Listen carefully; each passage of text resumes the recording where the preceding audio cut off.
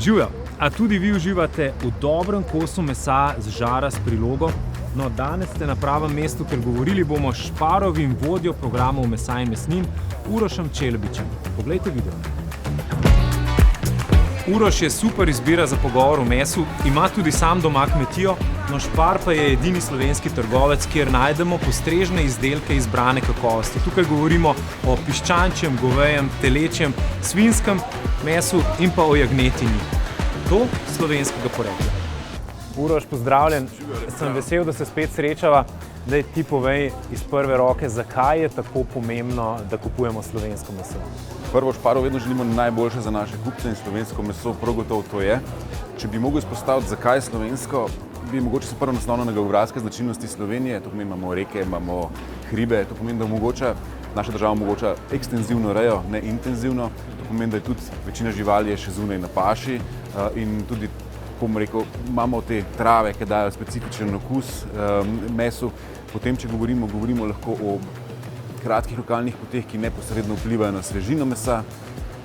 In pa Slovenija je zelo bogata z vodnimi viri, kar pomeni, da v bistvu imamo veliko vode in te vode so zelo čiste, kar tudi neposredno vpliva na kakovost mesa.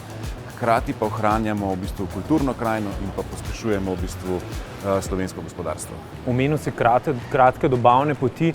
Verjetno ti imaš vse to pod nadzorom, katera je najkrajša, koliko kilometrov je recimo od dobavitelja do Šparove trgovine? Če bi mogel govoriti o najkrajši poti, bi lahko rekel tam nekje med 5 in 10 kilometrov, da se meso pride do naših polic, do naših mesnic. No. Se pravi, drži rek od njive do vilice.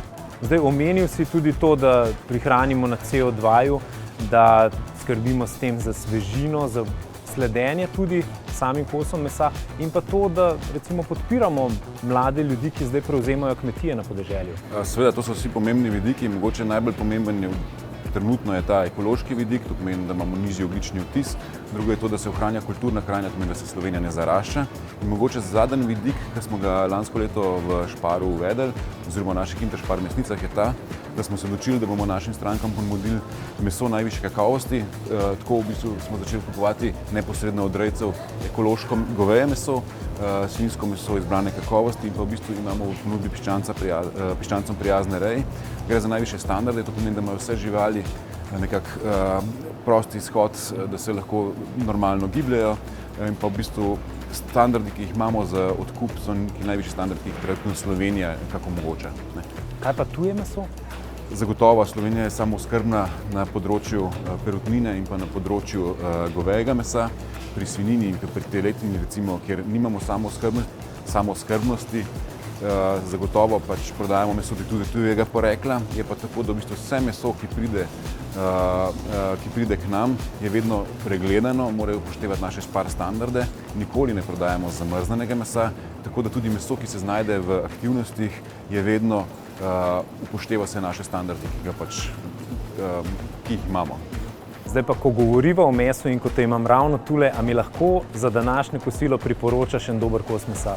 Rdeče ali belo meso? A veš, da po pravici povedano bi na prvo žogo vzel rdeče, ampak se pustim presenetiti zato, da ne bo vedno po moje. Ok, mogoče danes kaj lažjega, bi ti priporočal slovenskega porana, ki ga imamo edini v ponudbi, tako da moj izbor je danes tole, te pa prepuščam našim mesarjem, da te postrežejo. Super, hvala. Verjamem, da sva marsikoga navdušila za današnje kosilo. Zdaj pa saj veste, kosilo se ne skuha samo. Živjo, jaz bom pa puranami kolega predlagal.